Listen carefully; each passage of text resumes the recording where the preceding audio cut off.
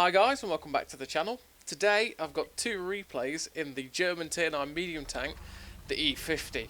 Now this tank used to be absolutely god tier.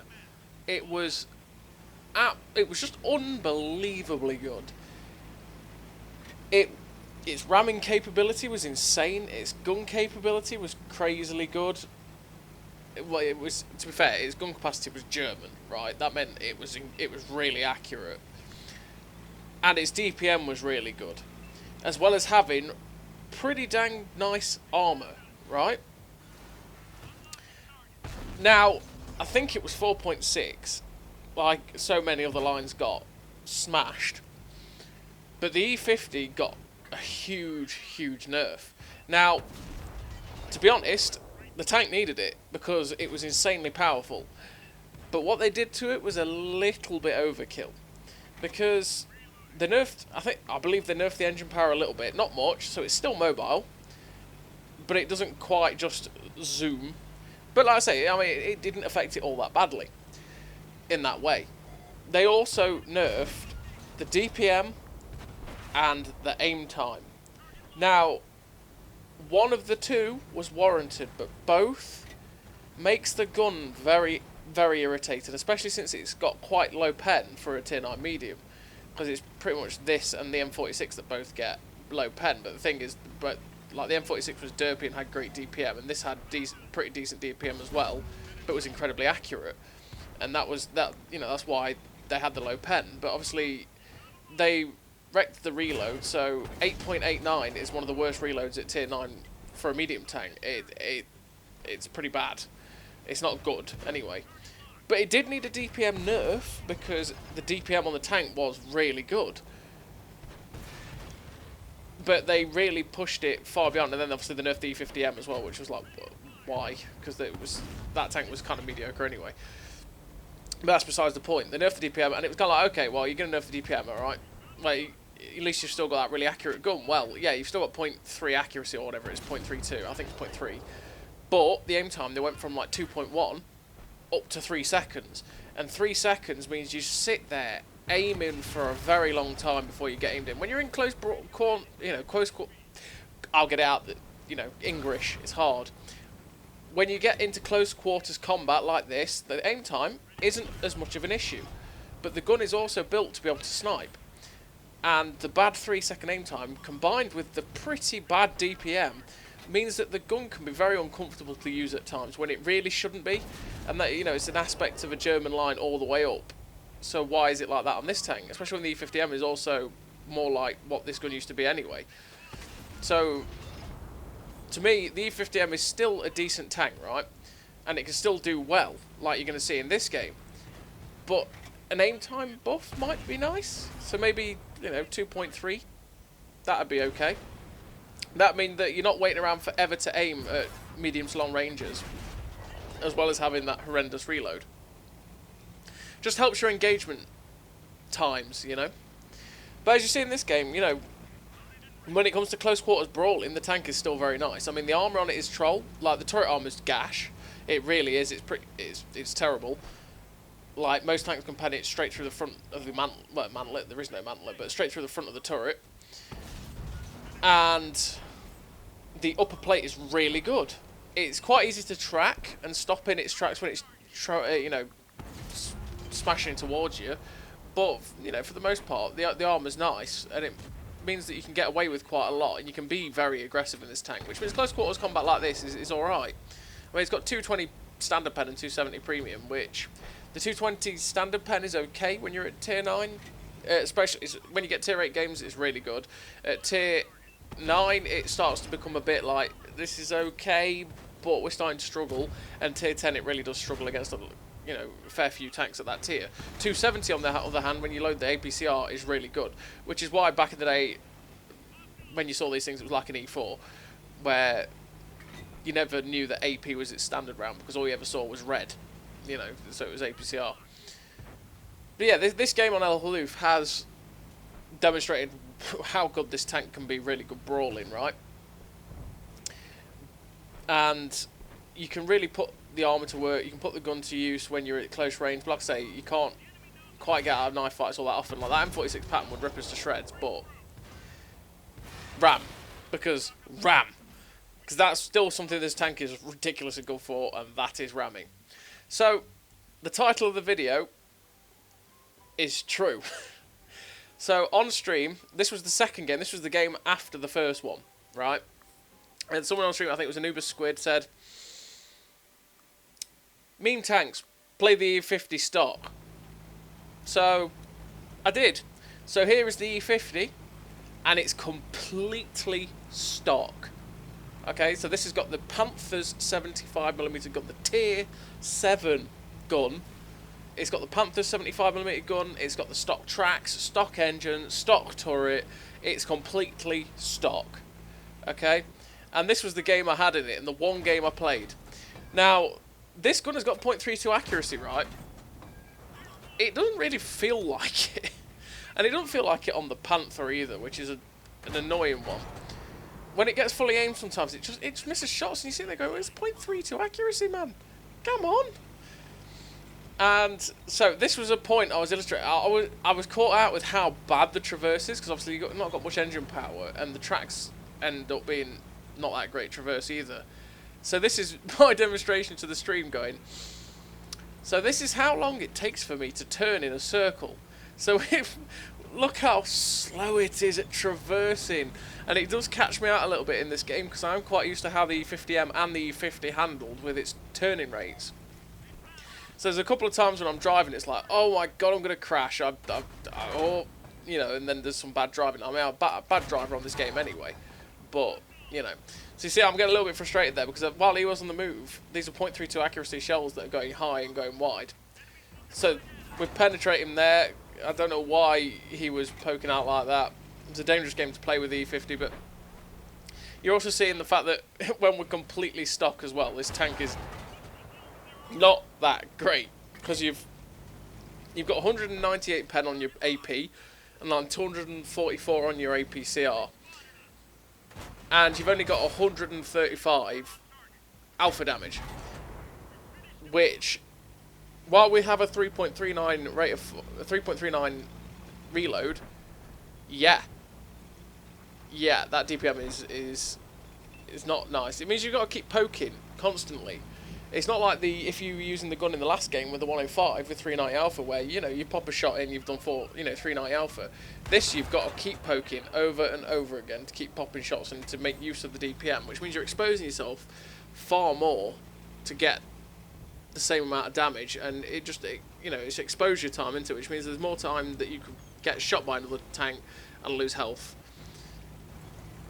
So it's not great to play this tank stock with this gun, but, you know, this game ended up being nice. So at the minute, I wanted to kind of push the ML2, but I've got no help, and if that ML2 was to rush me and to try and drop his clip, that would be bad.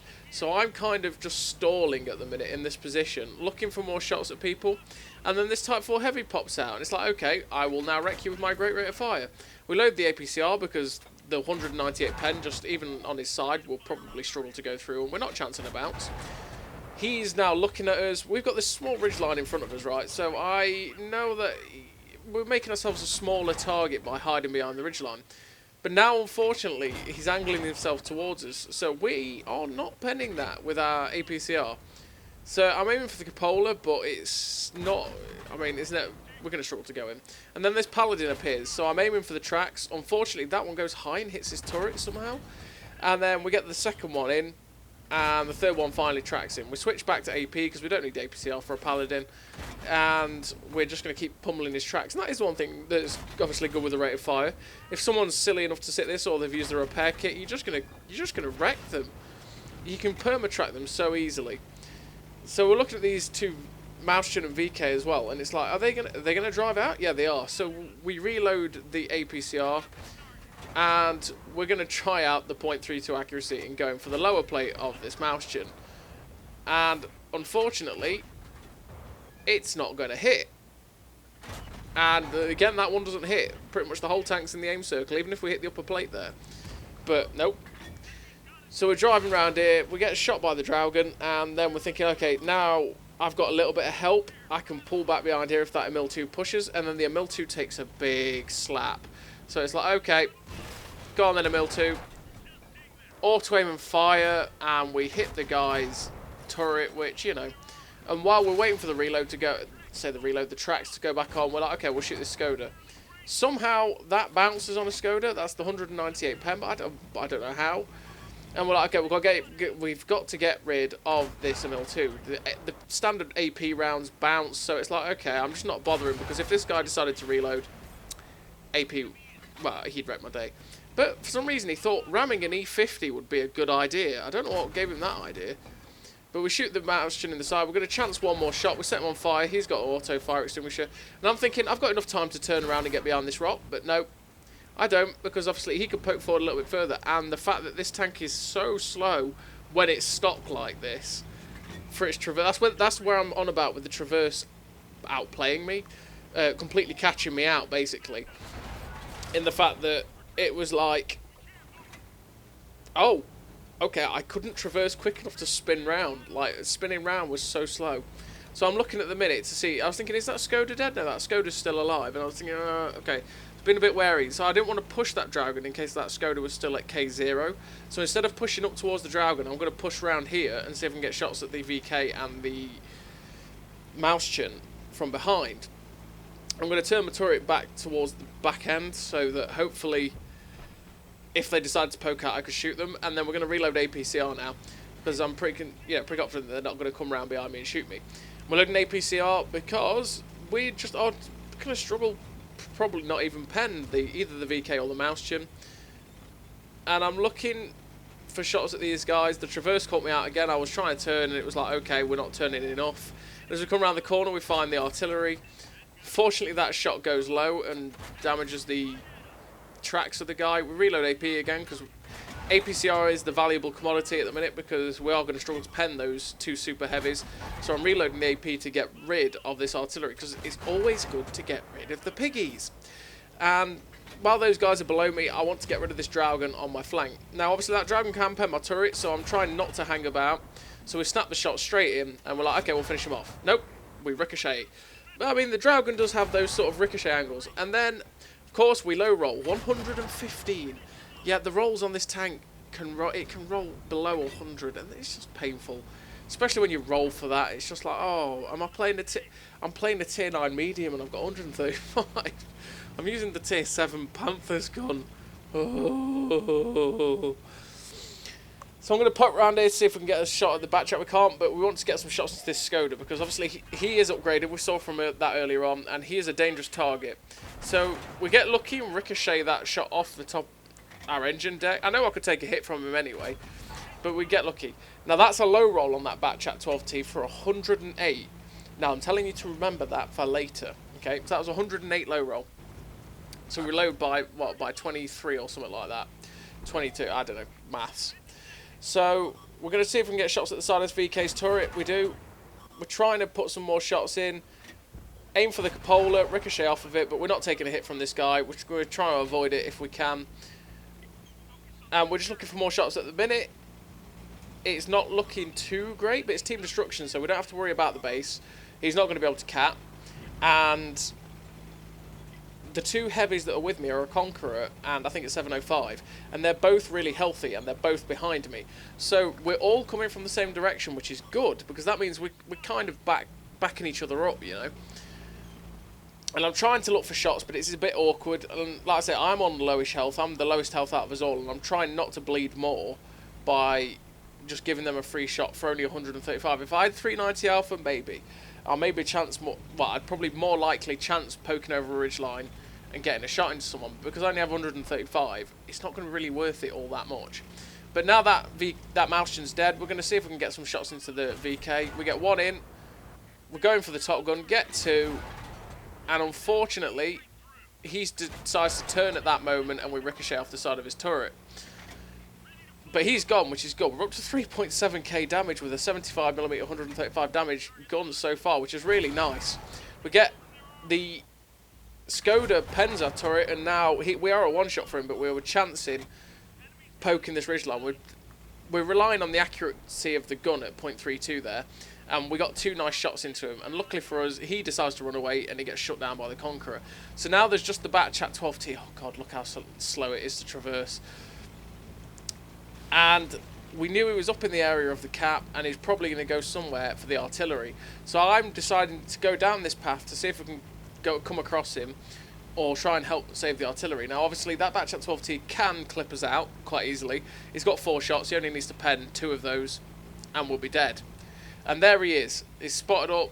He's clearly found the artillery, and we're going to go and go after this guy, really, because we want a top gun, and I'm kind of hoping that the RT won't shut him down, but he gets shut down with the Batchat 12T, and I'm hoping that he will turn back this way so I can get shots at him, because I don't want to have to chase it. A nice use of the handbrake there, because obviously traverse terrible, and as we came around that corner, we managed to traverse. Now that shot there was a donkey shot, and that's going to cost us, because we hit him there, 129, low roll by 6. We roll specifically for average for 1, for the 135, and leave him on 1. We can't turn fast enough, and he shuts us down. So that was 3 shots into that Batchat 12T for 135, 129, and 108 earlier on. And that left us with him being on 1 health, and he finished us off, which is really annoying that those low rolls cost us. But if I hadn't donked the first shot on him when we came around that corner, it'd have been fine. But we finished that game 1700 base, 5 kills, 4.2k damage, like 57 shots fired, because that's what you have to do with this gun. And a very nice game for a tank that's stock. On the whole, it's still a nice tank when it's fully upgraded, not when it's stock. But it could do with a little bit of love with its aim time. So as always, everybody, I hope you enjoyed the video, and I'll see you next time.